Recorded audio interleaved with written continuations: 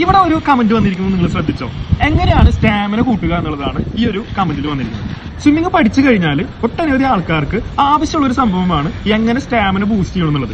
അതിനു വേണ്ടിയിട്ട് പരാക്രമം കാണിക്കുന്ന ഒരുപാട് പേരെ നമുക്ക് കാണാനായിട്ട് സാധിക്കും. നിങ്ങൾ ഒരു കാര്യം ശ്രദ്ധിക്കുക, നിങ്ങൾ സ്വിമ്മിംഗ് ജസ്റ്റ് പഠിച്ചുവെങ്കിൽ ഒരുപാട് ദൂരം നിങ്ങൾക്ക് സ്വിം ചെയ്യാനായിട്ട് സാധിക്കില്ല. അതിന് നിങ്ങൾ പ്രാക്ടീസ് ചെയ്ത് ഒരുപാട് ദൂരം സ്വിം ചെയ്യുന്ന സെറ്റപ്പിലേക്ക് നിങ്ങൾ എത്താൻ തന്നെ വേണം. അതിനെ ബൂസ്റ്റ് ചെയ്യുന്ന ഒരു സംഭവമാണ് സ്റ്റാമിന എന്നുള്ളത്. നമ്മൾ വെള്ളത്തിൽ കൂടുതൽ നേരം സ്വിം ചെയ്യണമെങ്കിൽ നിങ്ങൾക്ക് അതിൻ്റെതായ സ്റ്റാമിന ഉണ്ട്. അപ്പൊ നിങ്ങൾ ചെയ്യേണ്ടത് പുറത്തുള്ള എക്സസൈസുകൾ, ജിം വർക്കൗട്ടോ അല്ലെങ്കിൽ ജോഗിങ്ങിന് പോവുകയോ അല്ലെങ്കിൽ നടക്കാൻ പോവുകയോ, ഇതൊക്കെ നിങ്ങൾക്ക് വെള്ളത്തിൽ സ്റ്റാമിന വർദ്ധിപ്പിക്കുന്നതിന് ഉപകാരപ്രദമാകുന്ന ഒന്ന് തന്നെയാണ്. അപ്പോൾ നിങ്ങൾ ചെയ്യേണ്ടത് ഇത്ര മാത്രമാണ്. വെള്ളത്തിൽ വന്നതിന് ശേഷം, അതായത് സ്വിമ്മിംഗ് പൂളിലേക്ക് വന്നതിന് ശേഷം കിക്ക് മാക്സിമം ഒരു 10 എണ്ണെങ്കിലും ചുരുങ്ങിയത് ചെയ്യാനായിട്ട് നോക്കുക. അതായത് 25 മീറ്ററിന്റെ 10 കിക്ക് നിങ്ങൾ ചെയ്ത് കഴിഞ്ഞാൽ, അതുപോലെ തന്നെ 25 മീറ്ററിന്റെ 10 പുള്ള് നിങ്ങൾ ചെയ്യുക. ഇത്ര നിങ്ങൾ എല്ലാ ദിവസവും വന്നിട്ട് ചെയ്യുക. മാത്രമല്ല വോൾ കിക്ക്, അതായത് ഏതെങ്കിലും വോളിൽ കൈ വെച്ചുകൊണ്ട് കിക്ക് മാത്രമായിട്ട് ചെയ്യുക. ഒരു ഡെയിലി ഒരു 100 കിക്ക് വെച്ചെങ്കിലും നിങ്ങൾ ചെയ്യുകയാണെങ്കിൽ നിങ്ങളുടെ സ്റ്റാമിന കമ്മിങ് ഡേയ്സിൽ വർദ്ധിച്ചുകൊണ്ടിരിക്കുന്നത് നിങ്ങൾക്ക് തന്നെ അറിയാനായിട്ട് ഇടയാവും. നിങ്ങൾ ഇന്ന് വന്ന് ചെയ്ത് കഴിഞ്ഞാൽ നാളെ തന്നെ നിങ്ങൾ ചിലപ്പോൾ മൈക്കിൾ ഫിലിപ്സ് ഒന്നും ആയിരുന്നു വരില്ല. പകരം നിങ്ങൾ ഒരു 1 മന്ത് അല്ലെങ്കിൽ 2 മന്ത്